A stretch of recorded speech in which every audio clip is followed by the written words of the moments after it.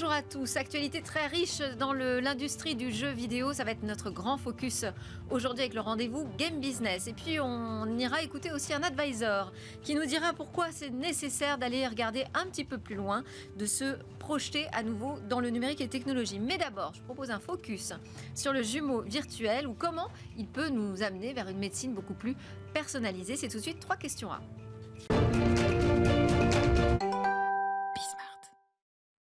Au départ, il y a une promesse, alors ça date de la fin d'année 2023, un consortium Meditwin qui annonce, alors il réunit déjà, je vais préciser quand même, 7 IHU des instituts hospitaux universitaires, le CHU de Nantes, INRIA, et puis des startups aussi associées d'Asso Systèmes.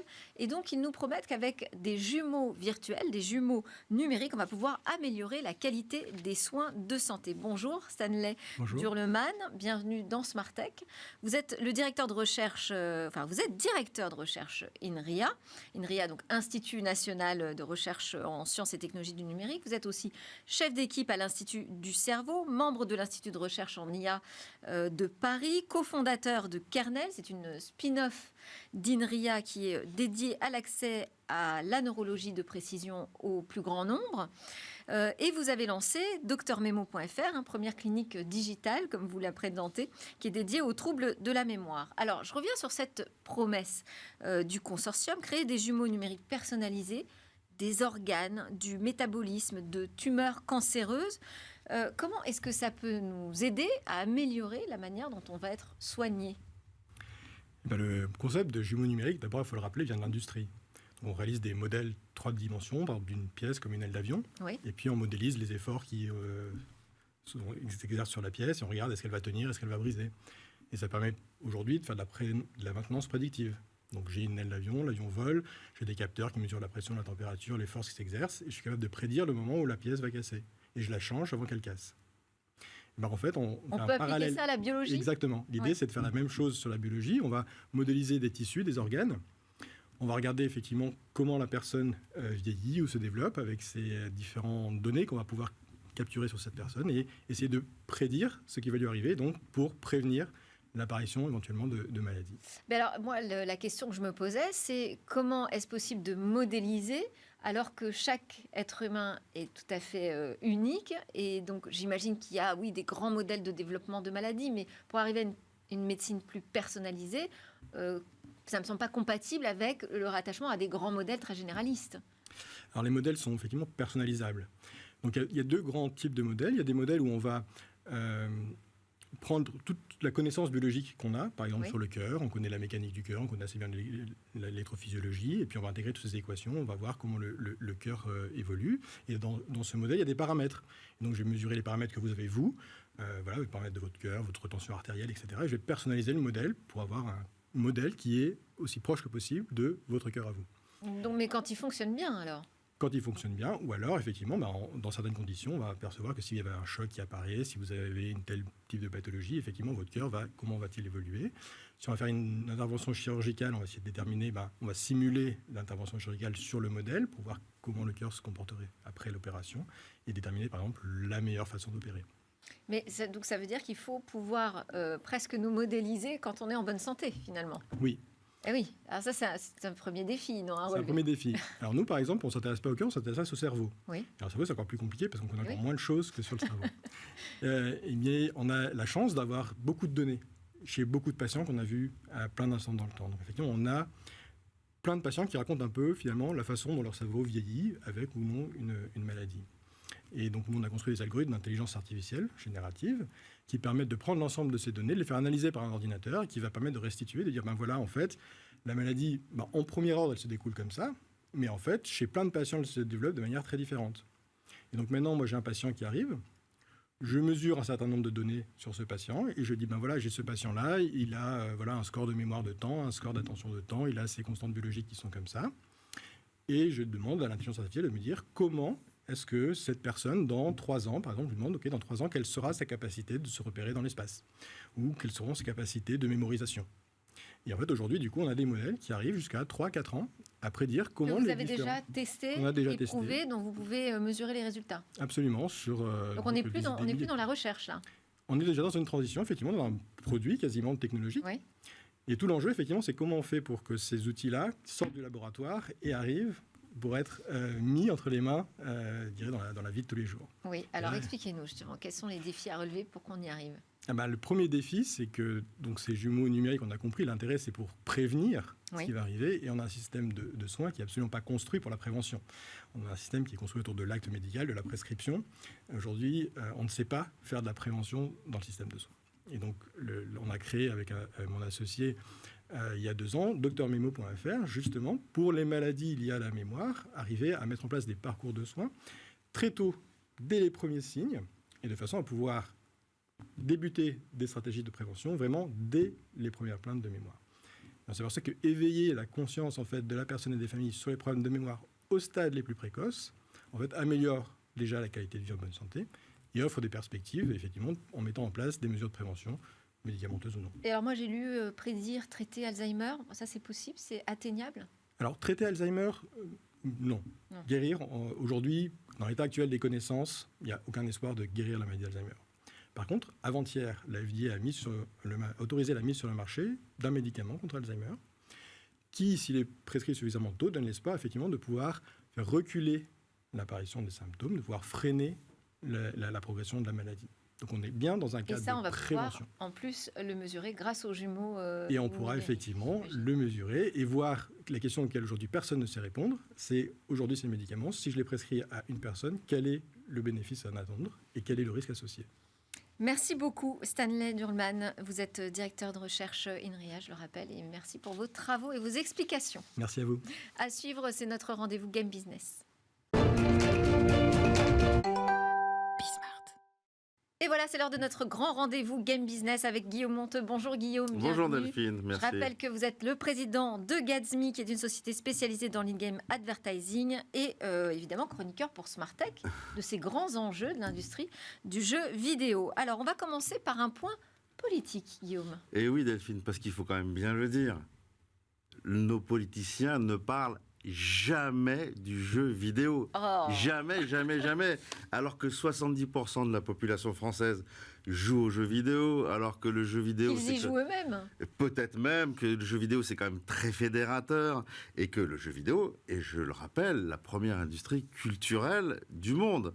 Et si je voulais même être encore un peu plus cynique, d'ailleurs, nos politiques n'incluent jamais dans les débats publics ou très très peu les enjeux culturels. Je vous mets au défi, Delphine, de me citer les 3 derniers ministres de la culture, à part Rachida Dati. Voilà, c'est un peu compliqué. Alors vous allez me dire, mais quel est le rapport vraiment entre les jeux vidéo et la politique? Où vous voulez en venir surtout, quoi. Exactement. Eh bien, écoutez, figurez-vous, Delphine, que non seulement la majorité des populations, et ça dans le monde, sont des joueurs, mais qu'en plus, dès le début de l'avènement des ordinateurs personnels, il y a eu des jeux de simulation politique. Moi, je me souviens, dans les années 80, vous n'étiez pas encore né, mais d'un jeu qui s'appelait President Elect, qui était un jeu de simulation des élections américaines, dans lequel vous pourriez refaire les matchs Kennedy, Nixon en 1960, Carter, Ford en 1976, Reagan, Carter en 1980, et c'était génial. Alors, les graphismes étaient très rudimentaires. De l'époque, oui. De l'époque, on jouait pas à la souris d'ailleurs, donc c'était des interfaces homme-machine qui étaient un peu compliquées, mais ces jeux-là, qui étaient des jeux de simulation, vous apprenez à tenir un budget de campagne, récolter des fonds pour faire valoir vos idées, faire des arbitrages dans tel ou tel État, un État où vous étiez très puissant, vous allez pour renforcer votre influence, ou vous allez plutôt voir des États dans lesquels vous étiez plutôt en minorité. Bon, il y avait tout ce jeu-là, c'était des jeux exceptionnels dans lesquels on passait des jours et des nuits, captivants, surtout quand on arrivait à réécrire l'histoire. Ça, c'était vraiment canon. Et en fait, on retrouve ce genre de jeu dans toutes les grandes démocraties, pour tous les grands rendez-vous, on va dire, électoraux, depuis les années 80. Mais le côté ludique, le côté simulation de ces jeux, c'est au fil du temps transformé dans un caractère, on va dire, un peu éducatif, à l'instar de ce que fait aux États-Unis iCivics. Qu'est-ce que vous entendez par éducatif ? Écoutez, les jeux qui traitent de la politique sont devenus aujourd'hui des outils éducatifs qui expliquent les rouages, si vous voulez, des élections. Par exemple, l'éditeur iCivic montre comment est-ce qu'on se fait élire à la tête d'un parti. Le commun des mortels ne le sait pas forcément. Comment est-ce qu'on se fait élire au Congrès? Comment est-ce qu'on se fait élire député? Quel est le rôle d'un député? Et au-delà de la mécanique, j'ai envie de dire, administrative préélectorale, ces logiciels nous proposent de détailler aussi et de mieux connaître les propositions des différents candidats et des différents partis. Et là, la manière dont ils font, c'est assez génial, puisque c'est sur le principe du d'accord, pas d'accord. C'est-à-dire qu'ils vont vous proposer des affirmations. Est-ce que vous êtes pour ou contre le droit du sol? Est-ce que vous êtes pour ou contre le nucléaire? Est-ce que vous êtes pour ou contre instaurer une taxe pour les super riches? Et donc, vous répondez, je suis d'accord, je suis pas d'accord, oui, non.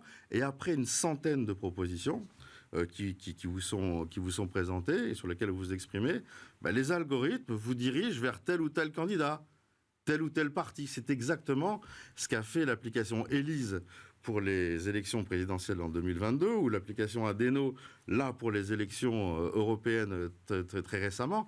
Et ce qui est sympa, c'est qu'au travers de ce jeu un peu Tinder, quoi, voilà, je prends pas, j'aime pas, avec des propositions, vous vous retrouvez dans une case qui parfois, et j'ai même envie de dire très souvent, surprend en fait la personne qui se met à jouer à ce type de jeu. Et là, on voit que déjà, c'est un certain retour par rapport à soi-même, et puis quand on en parle effectivement avec son entourage, ça peut créer parfois des discussions intéressantes. Et donc, en fait, la politique dans le jeu vidéo, c'est presque devenu du serious gaming, en fait. Oui. Et quelle est la population qui joue à ces serious games? Alors, ce qui est très intéressant, c'est que la population typique de ce type de jeux vidéo, serious game, c'est entre 15 et 20 ans. C'est des gens qui ont envie de découvrir la démocratie, c'est des gens qui ont envie de découvrir les programmes de tel ou tel candidat, de tel ou tel parti. Et en fait, ça les aide à mieux appréhender aussi le fonctionnement en fait, de la vie politique de leur pays, comme effectivement ce qui s'est fait avec l'application Élise. Et en fait, de tout ça viennent des discussions, notamment avec les parents, les confrontations d'idées. Ah bon, mais t'étais de gauche, mais est-ce que tu penses ça? T'étais de droite, mais tu penses ça? Et donc, en fait, on a un vrai débat démocratique qui, au travers de ces jeux, s'instaure dans tous les foyers et qui aide, à mon sens, les gens à se forger une vraie opinion politique basée sur des faits réels et des propositions tout à fait concrètes. Alors, j'ai rien trouvé sur les élections législatives qui se déroulent parce qu'elles sont un peu anticipées. Alors, elles sont anticipées, puis il faut dire aussi que... Il y a les chatbots maintenant qui font ça. Alors, je ne sais pas s'il y a les chatbots, mais en tout cas, on peut aussi dire que les propositions, on va dire, des différents partis aujourd'hui sont un peu inaudibles. Et c'est peut-être une des raisons. Alors, on va s'intéresser maintenant aux jeux sur Xbox. On va s'intéresser... Non, je dis sur Xbox. Xbox. Des jeux Xbox. Alors, on peut enlever beaucoup de choses parce qu'on va parler des jeux sur Xbox sans Xbox. C'est ça. Parce qu'en fait, c'est un secret de polichinelle. La PS5 a gagné la bataille des consoles de nouvelle génération. Il y a eu plus de 60 millions de PS5 qui ont été vendus, un peu moins de 30 millions de Xbox qui ont été vendus.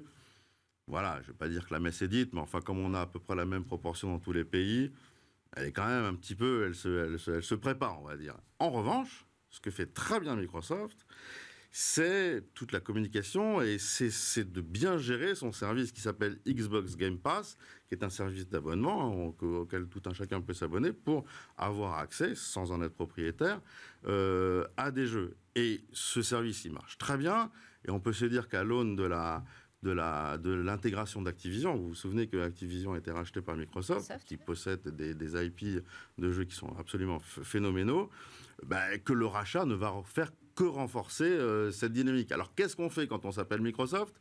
Quand on a un service de jeu qui marche du tonnerre de feu, et puis une console qui est plutôt seconde sur deux. En fait. Vous allez me répondre cloud gaming. Absolument, Delphine, absolument. Et de manière très intéressante, dans le cloud gaming, on voit que Amazon et Microsoft viennent d'annoncer un partenariat tout à fait étonnant pour démocratiser encore le Xbox Game Pass. Qu'est-ce qui se passe? Amazon d'un côté et son Fire TV, Xbox de l'autre avec son Xbox Game Pass. Qu'est-ce que c'est qu'un Fire TV? En fait, c'est un appareil que vous insérez dans n'importe quelle télé, qui la rend téléconnectée, qui rend un service qui est extraordinaire, c'est de pouvoir, c'est de permettre l'accès à des services web et à des applications.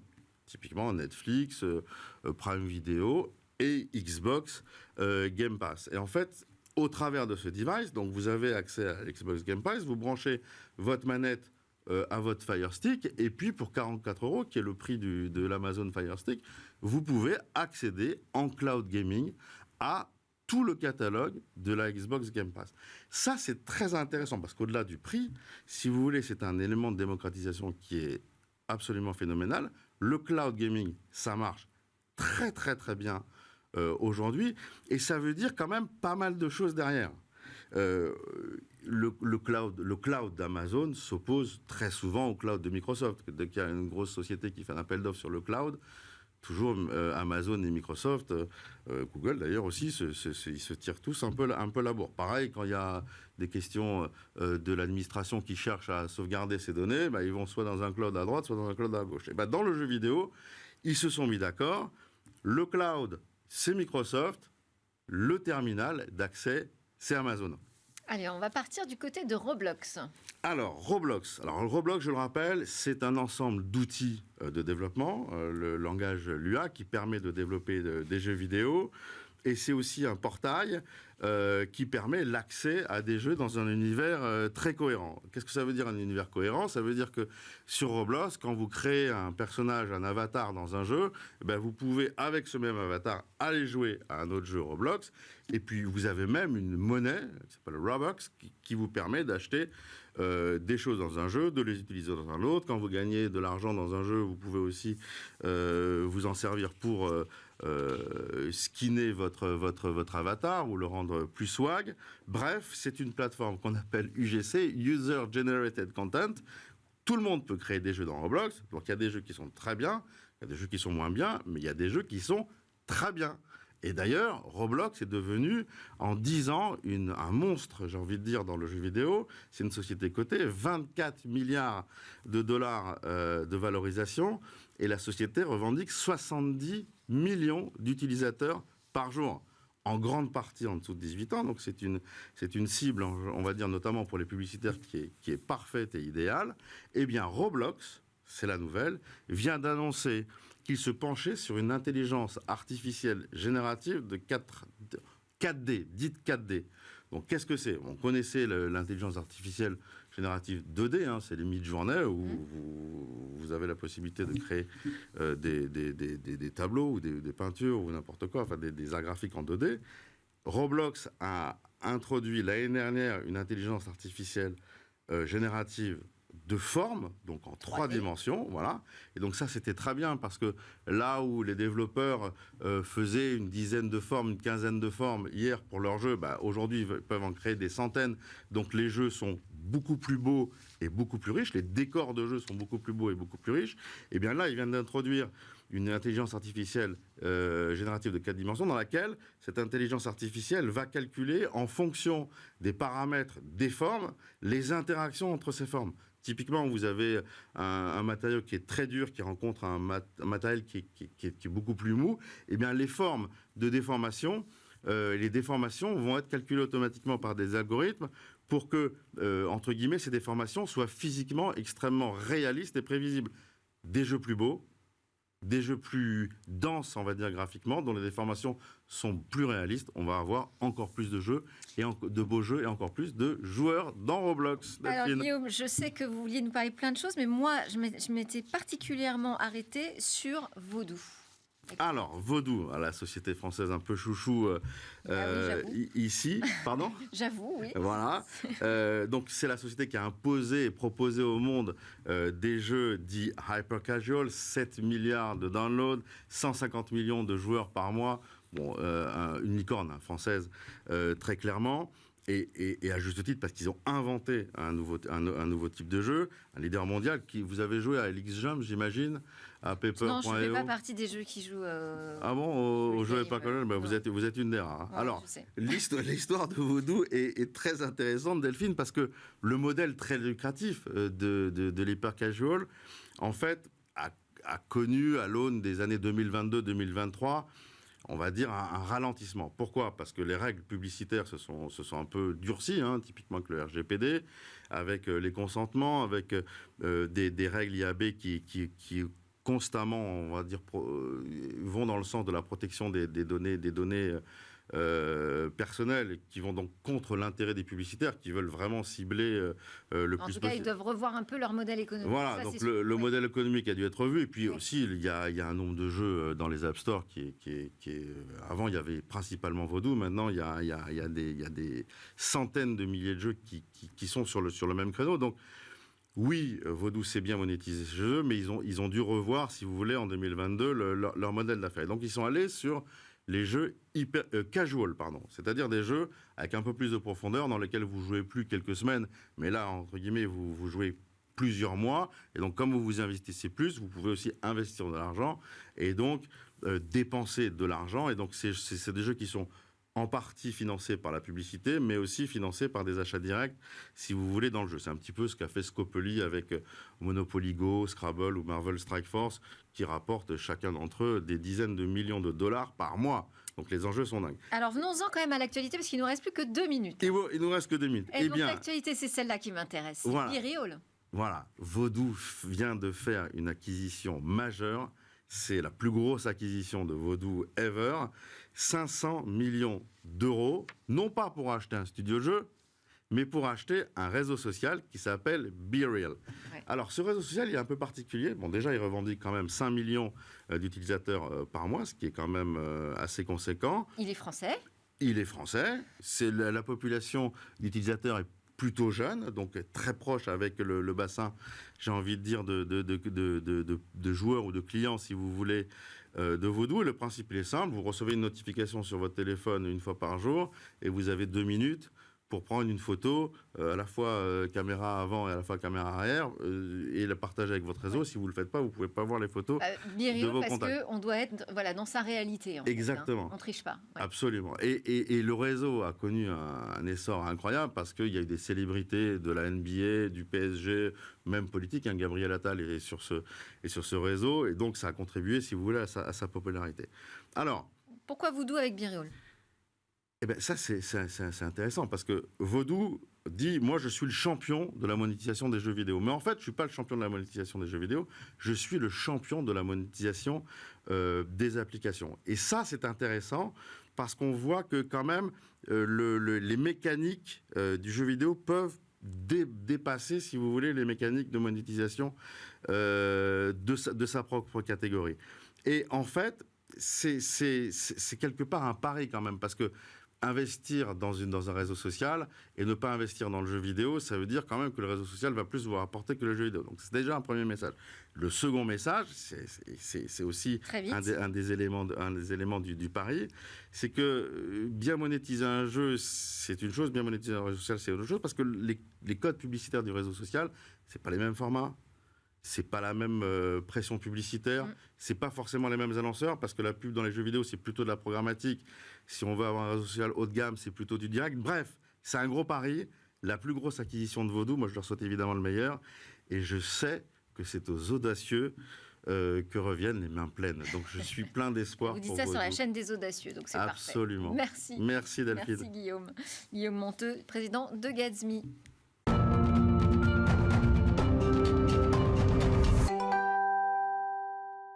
On termine l'édition avec le regard d'un advisor, celui d'Hervé Lejouan. Bonjour Hervé. Bonjour Delphine. Très heureuse de vous recevoir en plateau sur ce plateau de Smart Tech. Alors votre sujet aujourd'hui, c'est recommencer à voir plus loin.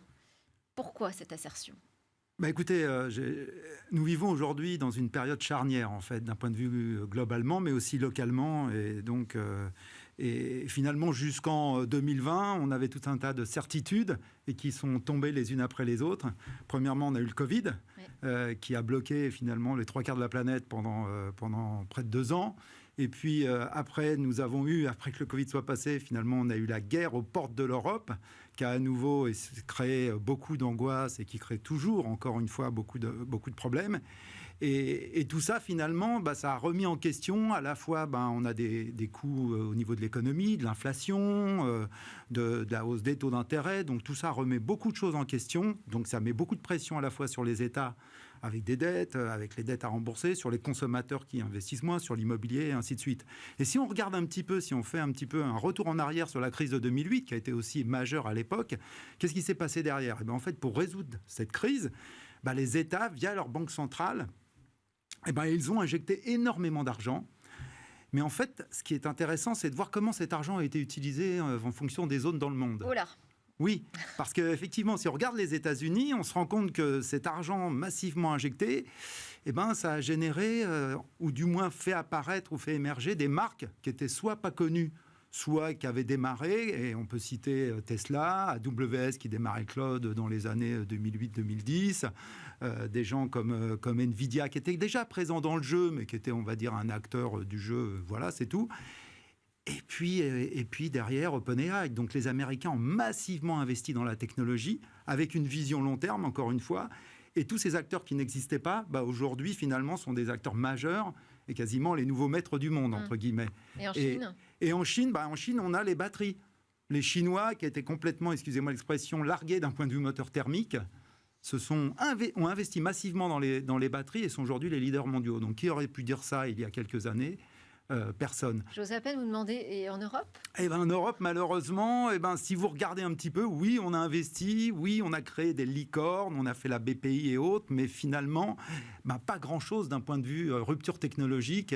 Et à part effectivement le CAC 40 qui a bénéficié de tout cela, mais finalement pas grand-chose au niveau européen. Et alors là, vous nous dites, on peut recommencer à voir loin. Ça veut dire que ça nous est arrivé par le passé quand même. Oui, ça nous est arrivé par le passé, parce que si on regarde les quelques, je vais mentionner quelques noms, quelques grandes sociétés du CAC 40, comme LVMH, L'Oréal, Bouygues, donc Dassault, le groupe Bolloré, Mullier, donc tout ça, c'est des sociétés qui ont été créées. Elles sont quasiment parties de rien, voire de très peu de choses. C'est des petites officines et elles ont eu une vision effectivement d'un marché et elles se sont étendues et sont devenues aujourd'hui des marques mondiales. Mais ça s'est fait tout ça avec une vision, avec des investissements à long terme, stratégiques. Et donc on voit bien que c'est tout à fait possible. Si on regarde... Comment on fait aujourd'hui? Écoutez, aujourd'hui, on a toujours des hommes et des femmes. On est en France, on a toujours des hommes et des femmes qui sont pleins d'ambition, qui veulent réussir, qui veulent changer le monde. Maintenant, c'est vrai que le terrain européen n'est pas forcément le meilleur terrain et le plus propice. Donc, mais justement, maintenant, pour revenir au point initial, je pense qu'à chaque crise, et là, on vit vraiment dans une crise globale et locale, il y a des opportunités derrière. Et ce que je pense, c'est qu'il va falloir qu'on revoie notre façon de voir les choses en ayant à nouveau une vision, et je crois qu'on peut avoir une vision plus long terme, avec des investissements stratégiques à long terme, en se disant que ça ne va pas forcément rapporter de l'argent tout de suite, mais à 10, 15 ans, 20 ans ou 30 ans, ça le fera. Et c'est pas ce qu'on a essayé de faire avec les licornes, par exemple? Avec les licornes, on a essayé de le faire, mais si vous regardez les licornes, ce n'était pas forcément stratégique, ce n'était pas lié forcément à la souveraineté, c'était plus de la communication où on était content d'afficher qu'on avait des licornes. Mais pour autant, c'est pas quelque chose qui a changé la donne au niveau, justement, pouvoir au niveau global. Ça se passe peut-être du côté de l'IA aujourd'hui? Ça se passe peut-être du côté de l'IA, qui, encore une fois, oui, Mistral, mais il y a beaucoup de choses qui viennent quand même des États-Unis, où ils mettent beaucoup plus d'argent que nous. Et puis, il y a aussi beaucoup de fonds américains qui investissent dans des sociétés françaises. Donc, c'est là où on revient à cette capacité au niveau européen d'investir à long terme dans des sociétés. Merci beaucoup pour vos regards d'advisor, Hervé Lejouan, dans Smart Tech. Merci à tous les téléspectateurs de nous suivre. C'était Smart Tech. On se retrouve très vite sur la chaîne Bismart et puis également en podcast, en replay sur les réseaux sociaux.